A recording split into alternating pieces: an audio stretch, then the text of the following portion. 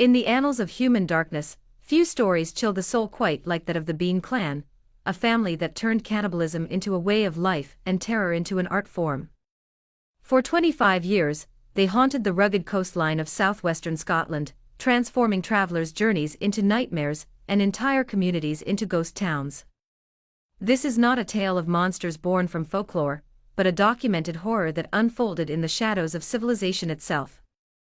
The year was 1400, and Scotland was a land caught between worlds, medieval traditions clashing with emerging Renaissance ideals while political instability created perfect conditions for chaos to flourish. In this backdrop of uncertainty, Alexander Bean emerged not as a product of his time, but as something far more sinister. Born into poverty in East Lothian, Bean showed early signs of the violence that would later consume not just him, but generations of his bloodline. Historical records, though fragmented, paint Bean as a man who rejected society's constraints from an early age. Unlike other criminals who operated within existing frameworks of lawlessness, Bean chose to create his own twisted civilization.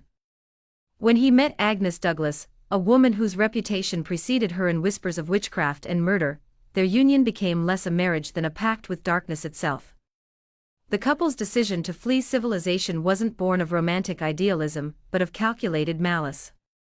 They sought a place where their appetites could flourish unchecked, where the normal rules of humanity could be discarded like unwanted clothing.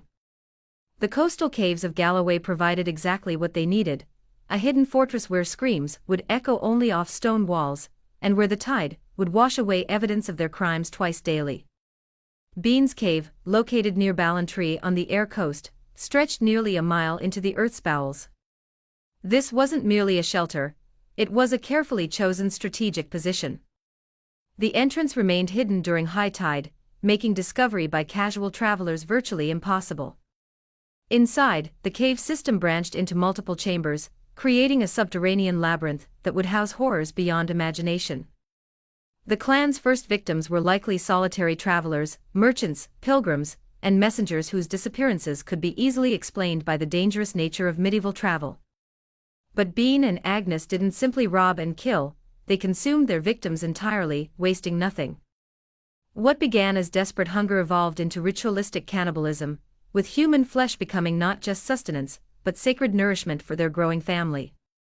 As Agnes bore child after child in the cave's darkness, each new generation was raised in complete isolation from human society. These children knew no law but their parents' twisted commands, no morality beyond the clan's perverted survival needs. They learned to walk in perpetual darkness, to hunt human prey, and to view the consumption of human flesh as natural as breathing.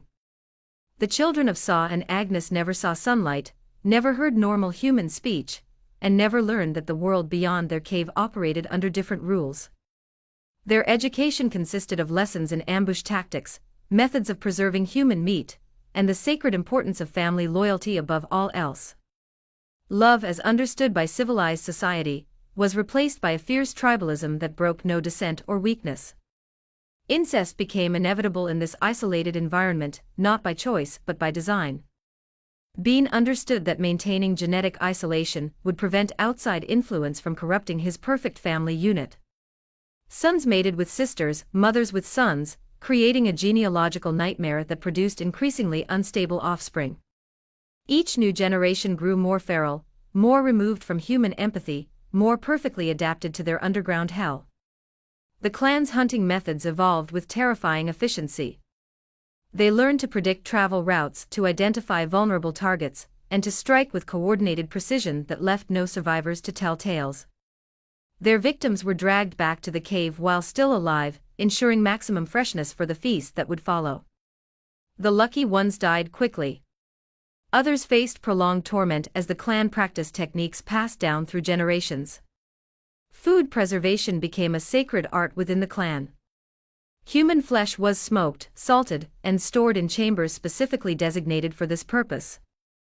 The cave walls were lined with hooks from which dismembered body parts hung like grotesque decorations. Arms, legs, and torsos were treated with the same care a normal family might lavish on livestock. Because to the Beans, that's exactly what their victims represented. The psychological transformation of Bean's descendants represented perhaps the most disturbing aspect of their story. Children born in absolute darkness developed heightened senses, but diminished humanity. They could track prey by scent alone, move through their cave system in total silence, and communicate through subtle sounds that mimicked natural cave acoustics. They became something between human and animal, retaining intelligence while abandoning conscience. As the clan grew to over 40 members, their hunting territory expanded dramatically. No longer content with occasional travelers, they began targeting entire merchant caravans and even small communities. Their success bred confidence, and confidence bred carelessness. The calculated secrecy that had protected them for decades slowly eroded as their appetite for human flesh grew insatiable. Local communities began noticing patterns in the disappearances. Trade routes that had operated safely for generations suddenly became death traps. Entire families vanished without a trace, leaving behind only abandoned belongings and sometimes scattered bones. The whispers began quietly, but gradually grew into a chorus of terror that reached the ears of local authorities. The clan's methodical approach to their crimes created a reign of terror that extended far beyond their immediate hunting grounds. Rumors spread faster than truth, transforming normal travel into an exercise in mortal fear. Merchants hired additional guards. Pilgrims traveled in larger groups, and many routes were abandoned entirely. The economic impact of their predation began affecting entire regions of Scotland. Local magistrates initially dismissed reports of the disappearances as exaggeration or natural hazards of medieval travel. Bandits were common, wolves still roamed the Scottish Highlands, and deadly accidents befell travelers regularly. The idea that an organized group was systematically hunting humans for food seemed too fantastic to merit serious investigation. This skepticism allowed the clan to operate with virtual impunity for years. Religious leaders attempted to explain the disappearances through spiritual frameworks, suggesting that Satan himself had taken residence in the Scottish countryside. Some proclaimed the missing persons had been claimed by divine judgment for unknown sins, while others organized prayer vigils and pilgrimages intended to cleanse the land of evil influences. None suspected that the evil was entirely human in origin. The turning point came when the clan made their most ambitious raid yet, attacking a wedding party returning from May. This wasn't a crime of opportunity, but a calculated assault on nearly 30 people, including women and children from prominent local families. The sheer audacity of the attack, combined with the social status of the victims, finally forced authorities to acknowledge that something far worse than common banditry was terrorizing the region. Survivors of the wedding party attack provided the first concrete evidence of the clan's existence. They described attackers who moved with human coordination, who showed no response to pleas or offers of ransom, and who seemed more interested in capturing living victims than stealing valuables. These testimonies painted a picture of predators who hunted humans the way wolves hunted deer, with patient planning and ruthless efficiency.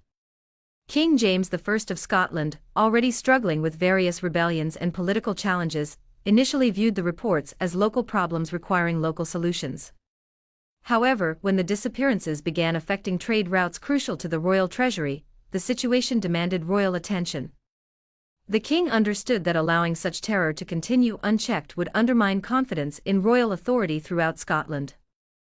The royal investigation revealed the true scope of the clan's crimes through meticulous documentation of disappearances over the previous 25 years. Court scribes compiled lists of missing persons that read like a catalogue of human devastation. Merchants, farmers, craftsmen, clergy, and nobility alike had vanished into the Scottish countryside. The numbers were staggering. Over 1,000 people had disappeared without explanation. Military planners studying the disappearances noticed geographic patterns that pointed toward the Galloway coast. The concentration of vanishings around specific areas, combined with survivor testimonies about the attackers' retreat routes, gradually narrowed the search area. Professional trackers, many of them veterans of border conflicts with England, were enlisted to conduct systematic searches of coastal caves and hidden valleys.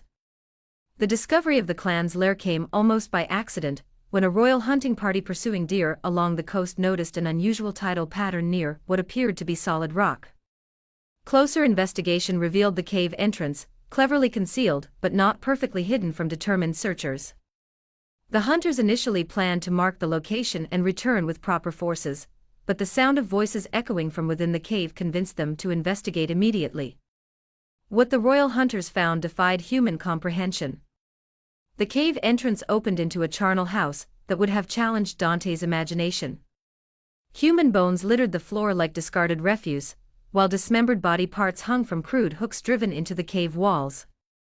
The smell, a nauseating mixture of decay, smoke, and human waste, forced several seasoned warriors to flee back into the clean ocean air. The hunters' torches illuminated chambers filled with carefully organized human remains sorted by body part and preservation method. Arms were stored separately from legs. Torsos hung in different areas depending on their stage of preparation.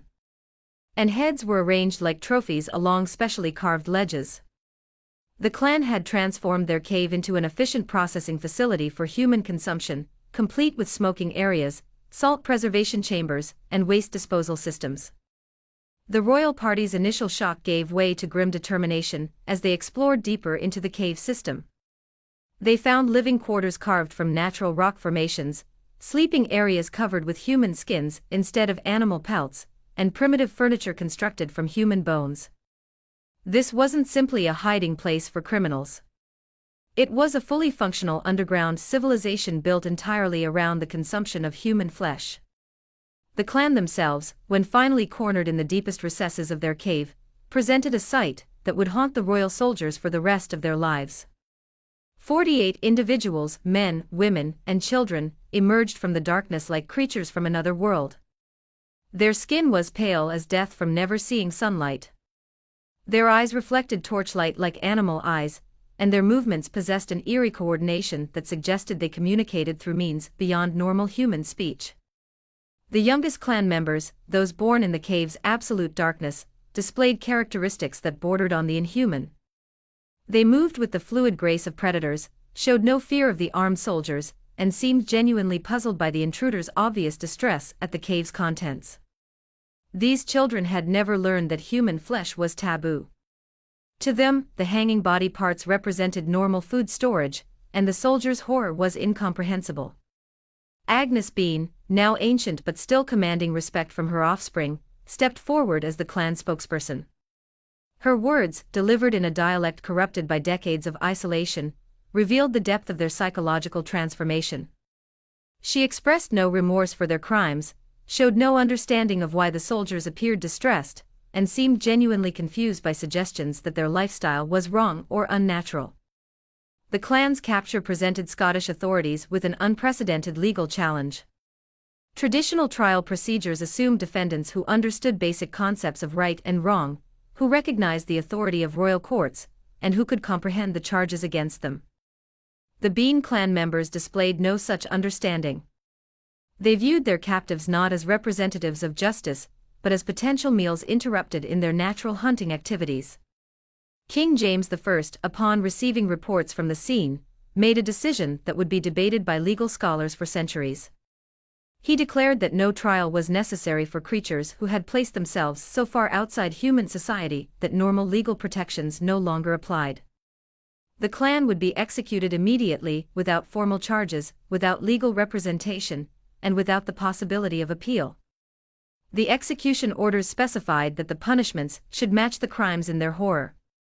The men of the clan were to have their hands and feet amputated before being allowed to bleed to death, while the women and children would be burned alive after being forced to witness the men's deaths.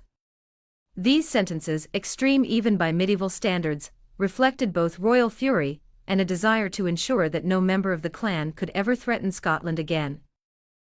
The executions took place in Edinburgh before crowds that had travelled from across Scotland to witness the end of the nation's most notorious criminals. The spectacle served both as entertainment and as a warning. This was the fate that awaited those who placed themselves outside the bounds of human society. The clan members faced their deaths with the same inhuman calm they had displayed when captured, showing neither fear nor remorse until the very end. Contemporary chronicles report that even the hardened executioners, men accustomed to the violent theater of medieval justice, were disturbed by the clan's responses to their impending deaths. The women showed no maternal instincts to protect their children. The men displayed no defiance or courage, and the children exhibited curiosity rather than terror.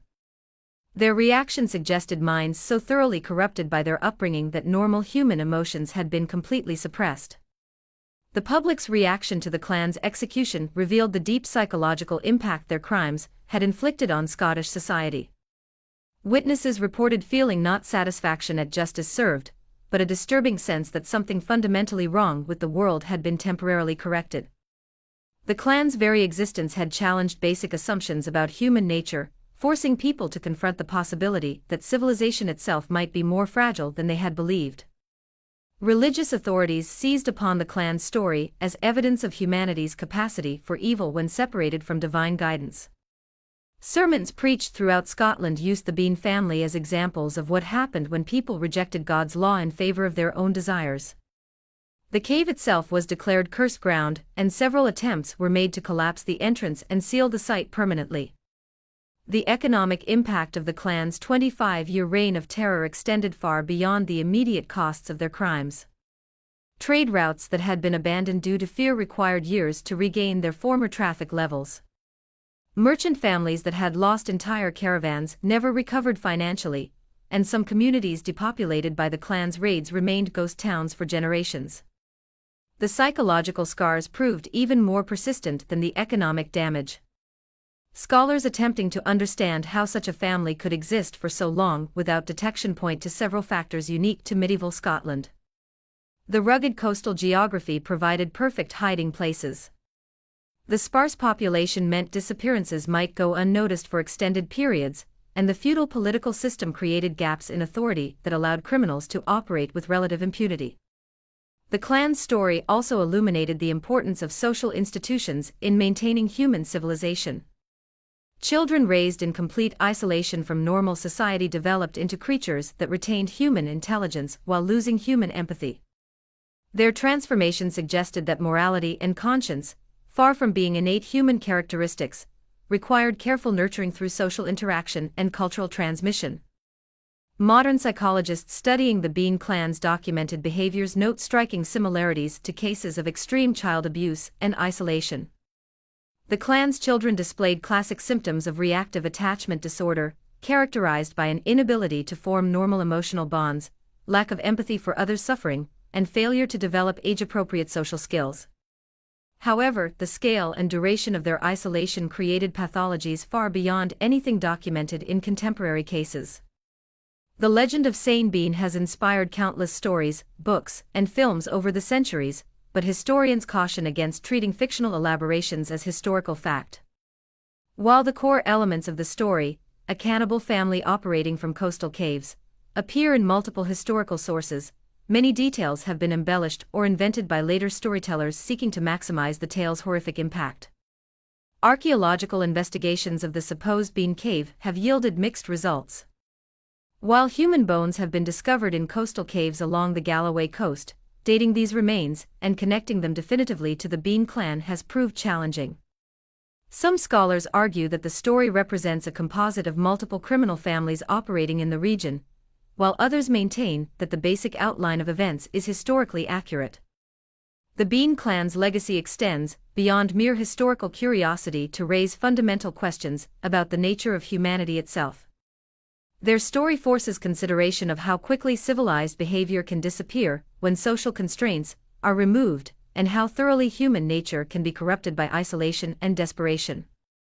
These questions remain relevant in an age when social isolation and family dysfunction continue to produce individuals who seem to exist outside normal moral boundaries. The tale also serves as a warning about the importance of community vigilance and social responsibility. The clan's crimes succeeded partly because neighbors failed to investigate disappearances thoroughly. Authorities dismissed reports too readily, and society as a whole preferred to believe comfortable lies rather than confront uncomfortable truths. Their 25-year reign of terror might have been prevented by earlier intervention. Contemporary Scotland has largely moved beyond the superstitious fears that once surrounded the Bean story, but the psychological impact of their crimes continues to resonate. Tourism to the supposed cave sites remains popular, though visitors often report feeling unsettled by the locations, even when they approach the sites as historical curiosities rather than scenes of authentic horror.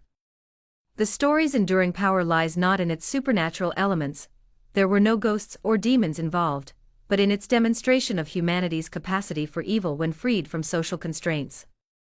The Bean Clan represents a dark mirror of civilized society, showing what humans become when they reject every value that distinguishes civilization from barbarism. Legal scholars continue to debate King James I's decision to execute the clan without trial, with some arguing that extreme circumstances justified extreme measures, while others contend that denying legal protections to any human beings, regardless of their crimes, sets dangerous precedents for future injustices. The debate reflects ongoing tensions between individual rights and collective security that remain relevant in modern legal systems. The clan's children in particular raise troubling questions about moral culpability and the possibility of rehabilitation. Born into their horrific circumstances with no exposure to normal society, they had no opportunity to learn conventional morality or develop normal human empathy. Whether they deserve death for crimes they were raised to commit touches on fundamental questions about free will, determinism, and the relationship between nature and nurture in human development. Modern criminologists studying the Bean case note that it shares characteristics with more recent examples of extreme family dysfunction and isolated criminal organizations. While cannibalism remains extremely rare, families that raise children in complete isolation from normal society continue to produce individuals whose psychological development is severely compromised. The Bean Clan represents an extreme example of patterns that persist in different forms today. The story's transformation from historical account to cultural legend illustrates how societies process traumatic events through storytelling. Each retelling of the Bean saga has emphasized different elements: horror, justice, divine retribution, or social decay, depending on the concerns of particular eras. The tale serves as a vehicle for exploring whatever anxieties about human nature and social order happen to be current at any given time. Perhaps most disturbing of all, the Bean Clan story suggests that the darkness they represented doesn't simply disappear when particular criminals are executed. The same social conditions that allowed their crimes to flourish, isolation, poverty, breakdown of social institutions, and failure of community vigilance, continue to exist in various forms. The potential for similar horrors remains as long as human beings continue to be shaped by their circumstances and social environments. The Bean Legacy. Fork's acknowledgement that civilization's veneer may be thinner than most people prefer to believe.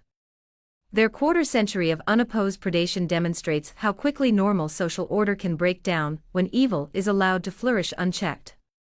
The lesson extends beyond their particular crimes to encompass any situation where society fails to protect its most vulnerable members from those who would exploit their weakness. The cave where they lived, whether or not it was the exact site later identified by investigators, remains a powerful symbol of hidden evil thriving in the shadows of normal life. Every society contains such caves, physical and metaphorical spaces where cruelty grows in darkness, protected by secrecy and enabled by indifference. The Bean Clan story serves as an eternal warning that vigilance against such darkness must never relax. In the end, the tale of Sonny Bean and his cannibal clan transcends mere historical curiosity to become a mirror reflecting humanity's deepest fears about itself. Their crimes force confrontation with the possibility that civilization, morality, and human decency are not guaranteed features of human existence, but fragile achievements that require constant protection and renewal. The darkness that created the Bean Clan may indeed never truly die. It waits in every breakdown of social order, every failure of human compassion, and every moment when communities choose to look away rather than confront the evil growing in their midst.